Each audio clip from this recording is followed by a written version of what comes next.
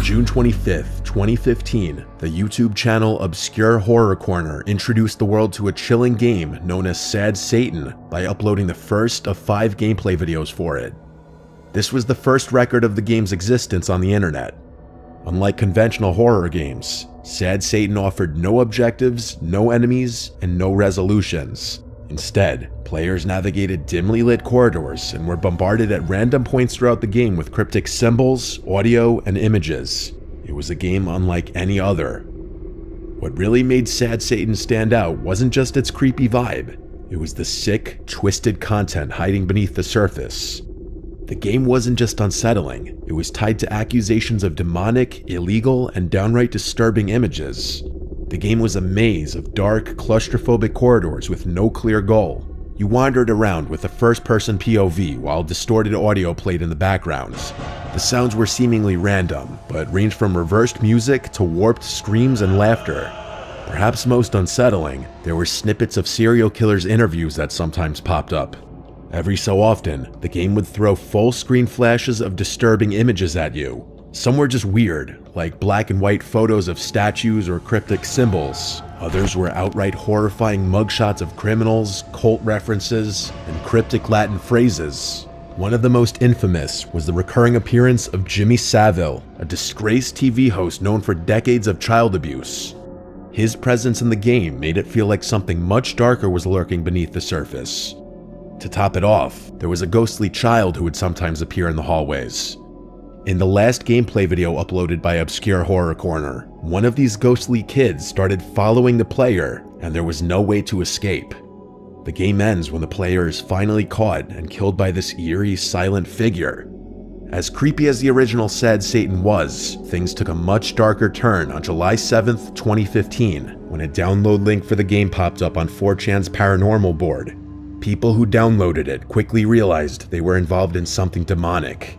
The clone reportedly included extreme gore, images of mutilated bodies, and even CP. Weirdly, the game also contained malware, which would mess with your computer, sometimes causing it to crash completely. Jamie, the alleged owner of Obscure Horror Corner, denied any connection to this version, claiming the one he played didn't have any of that illegal content. But his story had holes, and people were already questioning whether he could be trusted. Jamie claimed he found Sad Satan on the dark web, saying a mysterious and anonymous user named ZK sent him a link to the game. According to Jamie, the game was hosted on a hidden Tor service. However, people were left wondering where the original gameplay footage came from, as all the original download links were fake. People have spent years trying to decode Sad Satan's meaning. The references to Jimmy Savile and the ghostly children have led many to believe the game is a sick reference to child abuse and a way to distribute twisted content. The name Sad Satan derived from reversed audio from Led Zeppelin's Stairway to Heaven.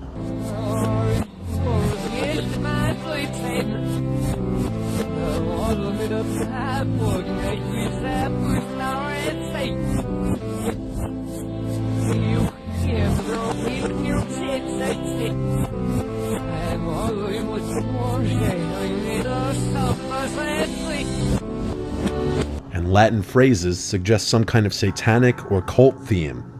After all the controversy, Obscure Horror Corner went silent and the channel was abandoned, but that didn't stop the internet from obsessing over Sad Satan. Fans created clean versions of the game, scrubbing out all the illegal content so people could experience the atmosphere without the risks. What makes Sad Satan stick with people isn't just the horror or the controversy, it's the fact that we still don't know the truth. I would strongly advise against doing any digging, but if you do, be extremely cautious with what kind of messed up stuff you might be getting yourself into.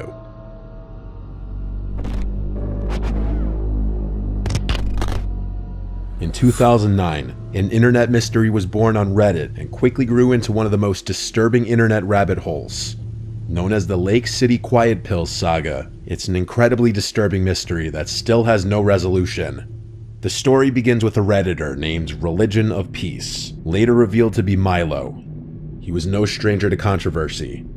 As a moderator for the infamous Jailbait subreddit, Milo already had a dark reputation. r/Jailbait was notorious for spreading illegal content and was eventually banned by Reddit, but that's a story for another time.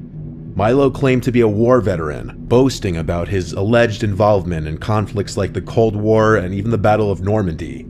People were divided. Some were impressed by his apparent knowledge, while others doubted his claims. Milo was an unusually active Reddit user, despite claiming to be 80 years old, which added to the skepticism. On May 18, 2009, Milo shared a link to a new website, LakeCityQuietPills.com. He described it as, quote, that old guy's image host. At first, the site seems pretty basic, just a place to upload images. But the name itself, Quiet Pills, gave people pause. It sounded off, like there was more to it than met the eye. Fast forward to July 17, 2009, Milo posted his last ever Reddit comment, which was a rant about spam content. Just hours later, a new user named 2-6 showed up to announce Milo's death.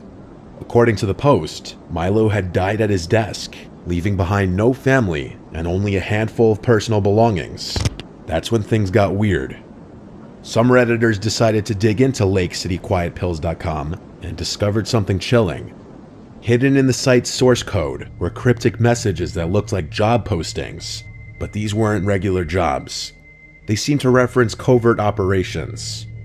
Some examples of the postings include immediate need, 12 essay Spanish speaking, no papers required, and 4 for 24/7 DP, English speakers, Spanish fluency is a plus. The language was filled with military-style acronyms and obscure terms along those lines. One user pointed out that the abbreviation WW meant wet work, or more specifically, assassinations. The plot thickened even more in 2010, when a real-world event seemed to tie directly to the Lake City Quiet Pills saga. On January 19, 2010, Hamas arms dealer Mahmoud al-Mabou was assassinated in a Dubai hotel. He was suffocated by a team of operatives who entered the country using fake identities. This happened on the exact same day as a quote-unquote party mentioned in the source code of LakeCityQuietPills.com. This site listed a detailed breakdown of expenses for the event, hotel rooms, transportation, and even medical supplies that totaled nearly $94,000. The timing and the scale of the expenses led many to believe that this quote-unquote party was actually cover for an assassination operation. It felt too closely related to be pure coincidence. People began digging into the site even further. The account 2-6 was tied to another alias, Angel 2-6. This handle had been active on other forums like Fark.com since the early 2000s. What's more, Angel 2-6's email address was linked to the LakeCityQuietPills.com domain. It was quite literally angel.2.6@LakeCityQuietPills.com. The activity surrounding these accounts painted a picture of a tightly connected group with ties to military or illegal work. Some people started interpreting the phrase Lake City Quiet Pills as a euphemism for bullets. The phrase Lake City Quiet Pills was traced back to a Remington ammunition plant in Missouri, which produces billions of rounds of ammunition annually. People have spent years debating what this all means. The most common theory is that the site was a front for a group of professional hitmen. Some argue that the military lingo and references suggest a group of ex-military individuals who defected from their governments.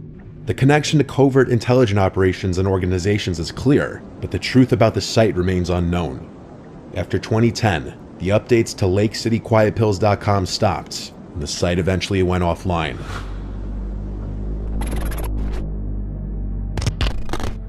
Back in 2015, a strange YouTube channel called Unfavorable Semicircle popped out of nowhere and instantly grabbed the attention of internet sleuths, cryptography fans, and conspiracy theorists.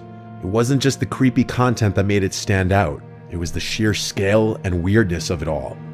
In less than a year, the channel uploaded tens of thousands of cryptic videos before YouTube banned it in 2016. The channel launched in March 2015 and wasted no time. Within days, it began posting videos, starting with one titled with a Sagittarius sign, followed by the numbers 230511. It was a 4-second clip of a brown, blurry screen with no sound. Simple but unsettling. Then came more and more. The scale of the whole operation was insane. Thousands of videos poured in over the months, all cryptic and impossible to make sense of. The uploads were strange for a couple of reasons. Most of the titles included the Sagittarius horoscope symbol for whatever reason. Most videos had pixelated or abstract images like dots on a plain background. Some were just blank screens. Some of the videos were silent, while others featured distorted sounds, static, or a voice reading random letters and numbers. There wasn't much consistency in the video lengths either. Some were mere seconds long, while others lasted hours. The longest video on the channel was 11 hours. Here comes the strangest part. The rate at which the channel was uploading wasn't humanly possible. At first, videos went up every 10 minutes, but by 2016, the channel was cranking out uploads every 20 seconds. By the time it eventually got shut down, there were over 200,000 total videos. As word spread, a Reddit community formed to figure out what unfavorable semicircle was all about. As you might expect, theories started flying. Some thought it was a modern-day numbers station, like the ones used during the Cold War to send secret messages to spies. The strange letters and numbers fit, but the videos didn't follow the typical structure of a numbers station broadcast. Others thought it might be part of an ARG, where participants solved puzzles across various platforms. The videos seemed designed to be decoded or pieced together, but most ARGs give players clues or guidance, and this didn't. Some compared it to WebDriver Torso, a YouTube channel Google used to test video quality. I'm pretty skeptical about this theory since the creepy visuals and audio feel like overkill for a quality test. In 2022, someone claiming to be the creator of the channel gave an unsatisfying and probably fake explanation. He claimed the whole thing was an art project, more specifically, a way to explore abstraction and mystery, but personally I have a hard time believing that's all it was. Many people continue to speculate that the videos had a darker purpose, like illegal activity, espionage, or even psychological experiments. Out of thousands of uploads, a few stood out as especially significant. There were several titled Lock and Delock, with the Sagittarius symbols in front of the words, and some people thought these videos held the key to the whole project. These videos were packed with flashing visuals and strange audio patterns. By analyzing the frames side by side, investigators pieced together a grainy image that resembled the Voyager Golden Record, which was a disk NASA sent into space to represent humanity. There were various other clues that people noticed. Toward the end of the channel's life, a series of videos titled Brill appeared, each numbered in order. They seemed more structured than the rest, but no one was able to find anything conclusive. The most popular upload by far was the 11-hour video. It was almost completely silent, but reportedly caused some devices to crash.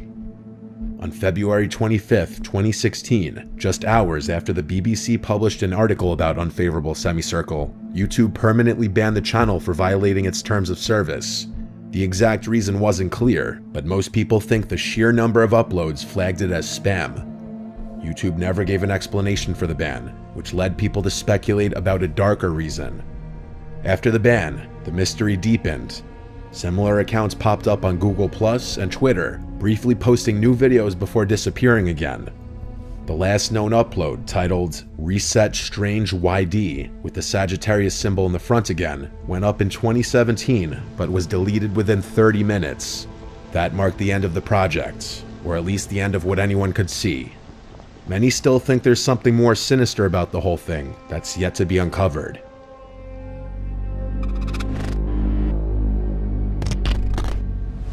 If you've spent any time exploring the darker corners of internet history, you've probably come across stories about Mortis.com. It was a site that represents the perfect mix of curiosity, fear, and frustration. It's a relic from the early days of the web, a time when the internet was still mysterious and largely unexplored.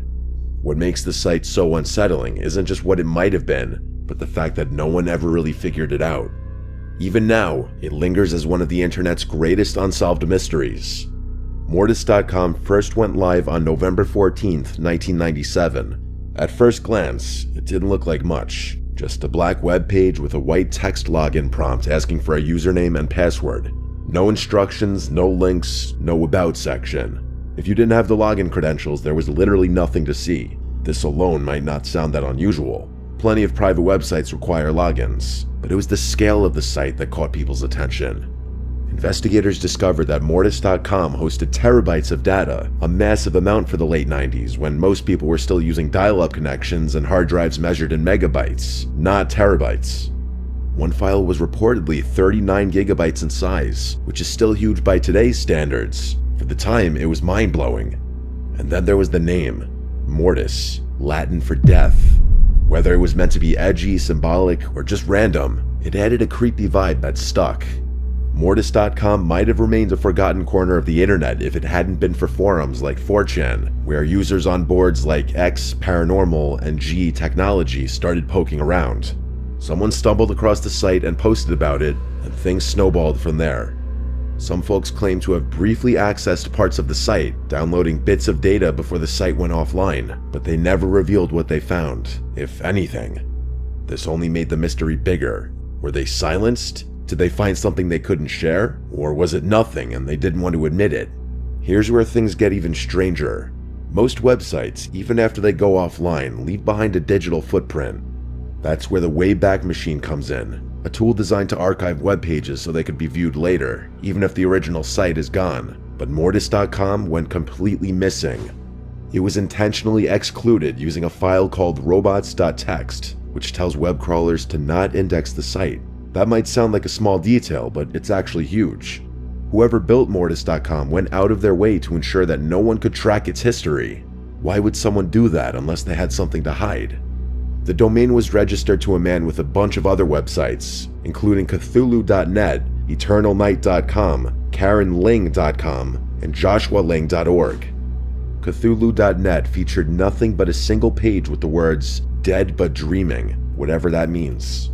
EternalNight.com just showed an image of a glowing chess piece on a black background, nothing else. The other two led to dead ends, and were tied to interior design companies that supposedly didn't exist, run by people who had long since passed away. Investigators also found connections between Mortis.com and seemingly unrelated businesses, including a dentist's office at an address that turned out to be an empty lot, a high-end security firm, a lamp company, and a bed and breakfast. The connections were tenuous at best, but they added to the eerie vibe, making it feel like something bigger, maybe even criminal, was at play. When questioned, Ling himself reportedly claimed the site was just a storage space for personal files like wedding photos. But let's be honest, that's hard to believe. Why would someone need terabytes of storage for wedding photos, much less secure them with industrial-strength encryption? And why would the FBI allegedly get involved?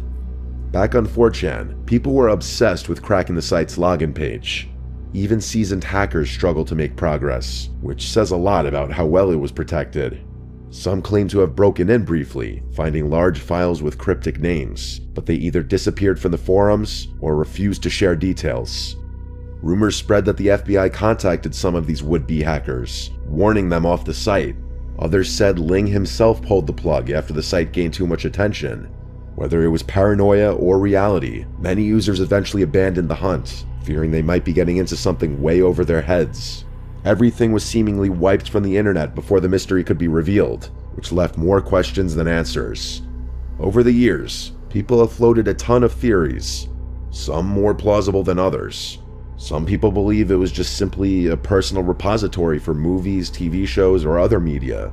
Some investigators noted links to Usenet files and even suggested the site had an embedded media player.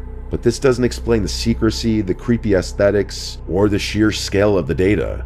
Others think it was a front for something shady, like a black market operation, human trafficking, or even snuff films. The empty lots, fake business addresses, and encrypted files certainly make this plausible. Even after digging through all this, I can't shake the feeling that we're missing something. The exclusion from the Wayback Machine, the cryptic files, the empty addresses, it just feels too unsettling to be coincidental. If it was just a hoax or a media server, why go to such lengths to hide it? And then there's the FBI angle. Why would they get involved if there wasn't something serious going on? And if Ling shut it down himself, what was he trying to hide? Mortis.com is an internet phenomenon that we may never get a conclusion to, but there's most likely a good reason for that. One could only imagine what kind of sick files were in there. Maybe some things are better left unexplained.